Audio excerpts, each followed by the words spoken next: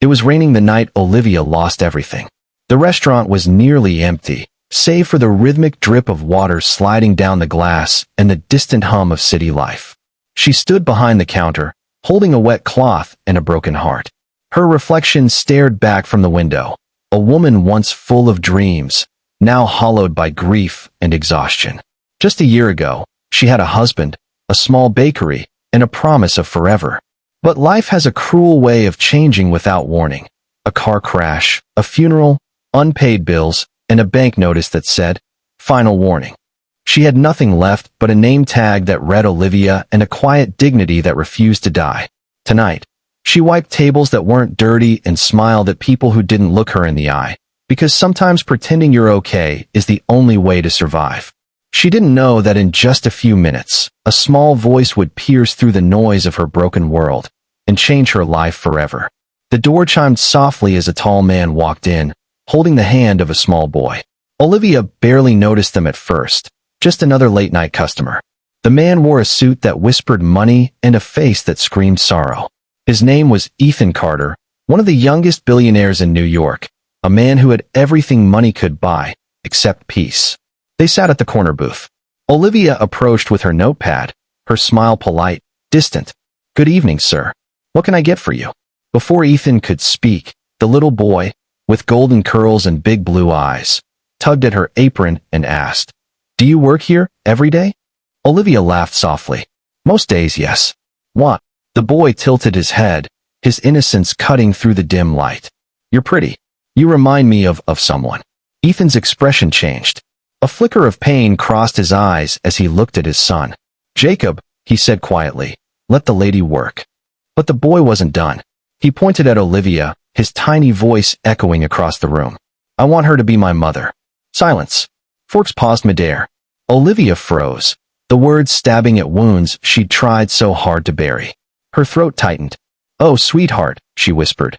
"I'm just a waitress." Jacob shook his head, stubbornly. "But Mommy went to heaven. Daddy says she's with the stars. You have the same smile." Ethan's jaw clenched. "Jacob, that's enough." But Olivia saw it. The pain behind his stern tone, the loneliness behind his perfect posture. And for a moment, two broken souls recognized each other.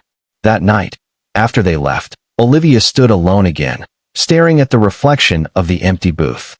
She told herself it meant nothing. Just a child missing his mother. Just another reminder that love belonged to another life, not hers. But deep inside, something long buried stirred. Days turned into weeks, and life went on, or at least pretended to. Yet every time the door chimed, Olivia's heart skipped, expecting to see that little boy again. And one evening, he did return, this time holding a small teddy bear. "Daddy said I could give this to you," Jacob said shyly. "It's for when you feel sad."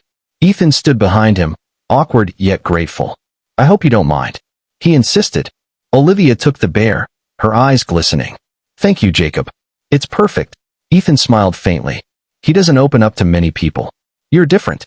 They began talking, first about coffee orders and rainy weather, then about loss. Ethan confessed his wife had died during childbirth complications. For 5 years, he'd built walls around his heart, hiding behind his empire, his boardrooms, his silence. "I've tried to give him everything," he said, voice breaking. "But I can't give him what he really needs, warmth." Olivia understood that pain. She, too, had lost everything. Her husband, her dreams, her belief that life could still be kind. But Jacob, with his innocent questions and unwavering affection, began to chip away at her walls. "Do you think people can smile again after they lose everything?" Olivia asked one evening. Ethan looked at her, eyes softening. "Only if they meet someone who reminds them how." It wasn't love, not yet. It was healing. Two souls learning to breathe again. Olivia started volunteering at a local orphanage, something she'd always wanted to do but never had the courage for.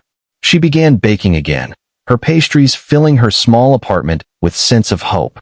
And Jacob, that little spark of light, visited the diner every Friday, making her laugh, drawing her messy crayon pictures that said, "My new friend, Miss Olivia."